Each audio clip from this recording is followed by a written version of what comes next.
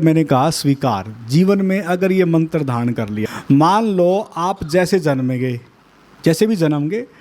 अब स्त्री हैं कि पुरुष हैं, पहले तो इसी चीज़ को क्या करना पड़ेगा हमें, पहले तो लिंग भेद भी तो बड़ा गड़बड़ का है ना,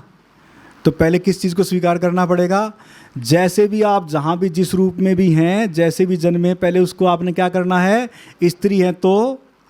और पुरुष हैं तो स्वीकार करना है। अब अगर मान लो आप जिस घर परिवार में जन्मे हैं तो क्या करना है, जैसा भी परिवार है, जैसा भी, जिस शहर गांव में जन्मे हैं तो क्या करना पड़ेगा, जिस देश में जन्मे हैं तो क्या करना पड़ेगा, जिस भौगोलिक परिस्थिति में जन्मे तो क्या करना पड़ेगा, अगर काले हैं तो क्या करना पड़ेगा, गोरे हैं तो,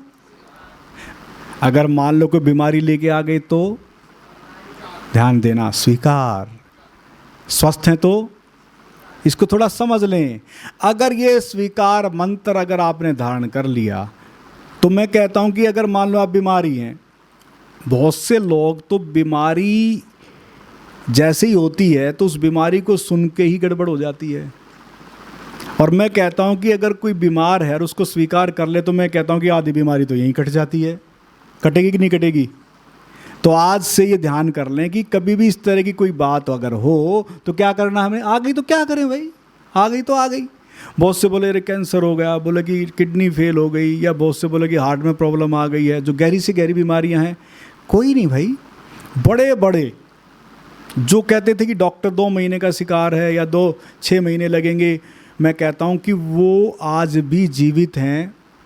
केवल किस कारण कि उन्होंने उसको क्या किया, स्वीकार किया, गले लगा लिया, बोले जो होगा।